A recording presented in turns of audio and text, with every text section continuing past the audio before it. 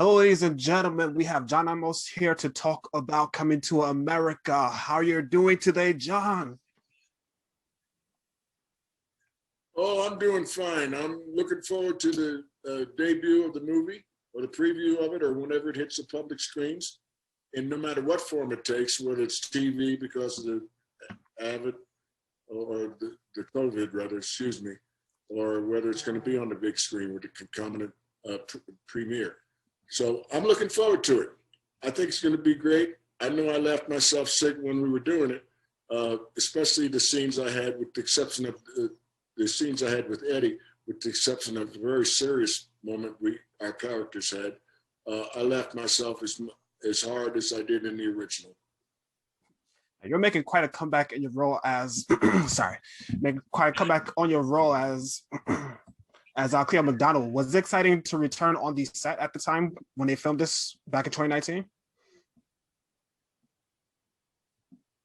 Yeah, at that time I was well prepared for the role, having worked for the authentic McDonald's Corporation in my private life.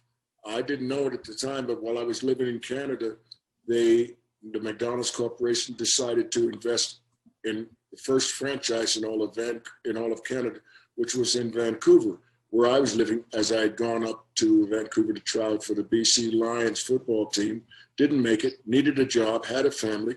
So I applied for and got a job as a trainee in a McDonald's restaurant, the first one in all of Canada. And that was like a paid rehearsal for what was to come in real life, the offer to be in Coming to America, the original. It looks like the restaurant moved to Zamunda. How did you decide to expand on Cleo's character 30 years later from the original? Well, I didn't know how much expanding I was going to be able to do, except for the fact that the script indicated that he had launched a McDonald's in Zamunda, and he had some some products that originated in Zamunda. And some of them were successful, I guess. Some of them weren't. Maybe some of the milkshakes were a little bit too exotic for their taste or whatever. But that was the premise, that he had started his dreams of an empire in Africa, in Zamunda. And that, I thought, was a pretty progressive stance to take in a motion picture. Cleo becomes a true father figure to Prince Hakeem in Coming to America. Did you draw on real life experiences as a father yourself? Well, I guess being a father you're either a good dad or you're trying to be a good dad. Even those dads that missed the mark, I give them an A for effort, because who knows what circumstances they were subjected to or their family. But I enjoyed the role of the father. That was the main thing with him, was his family. Even when he was pursuing wealth with Prince Hakeem, he kept his family in mind.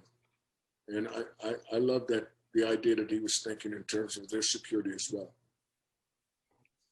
There's a strong undertone of female empowerment that we see in this movie, more so than the original several years ago. How does that speak to the times of today? I think it speaks eloquently, but without beating you over the head with the intention of the dialogue and the character portrayals. I think it's done subtly, but it's done effectively to show the importance of family structure, and it's particularly the role of a Black father as regards to his family, in that case, Mr. McDowell. Now, I also want to ask you, have you ever heard from McDonald's ever since the fictional McDowell's character was created? Have they ever ring to you and gave you a word about it? Yes, and then it was on a business level, and it went satisfactory. Suffice it to say, I continue my relationship with the McDonald's Corporation. I hope that they don't take too seriously my portrayal of this character in the movies. Evidently they don't, because I've had a continuing relationship with McDonald's, and I hope it continues well into the future. And what was it like being behind the scenes of this film when they started shooting, and also working with all the original actors that was from the original? If I'm understanding your question correctly, and I'd like to think that I am, what was it like to work with some of the actors who were in the original?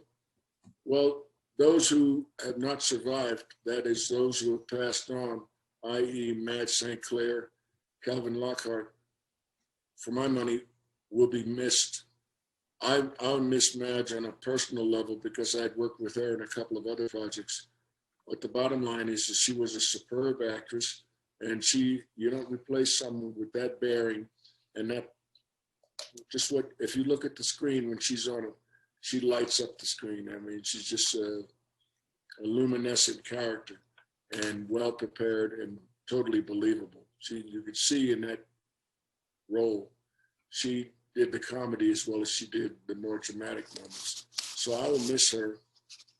She played my wife, or she portrayed my wife in Roots, or my wife to be in this miniseries Roots, which gives you an indication as to the depth of her ability. Excuse me, I didn't mean to go on and on, but No, it's all right. put that out there. You know, you've brought up Roots I'd also like to add. Oh, sorry. Since you're being so obliging, I thought I'd throw out the fact that I'm executive producing some very interesting projects, and I'll be involved in the executive production of some projects, i.e. Charlie. Because of Charlie is the name of one of the projects, and it deals, ironically enough, with a very diverse family in terms of its ethnic makeup and its demographics. And because Charlie was shot in Florida, and as exec producer, I can tell you I'm very, very proud of the film. And my son has been a tremendous help to me in establishing a meaningful technical relationship with the producers of Because of Charlie.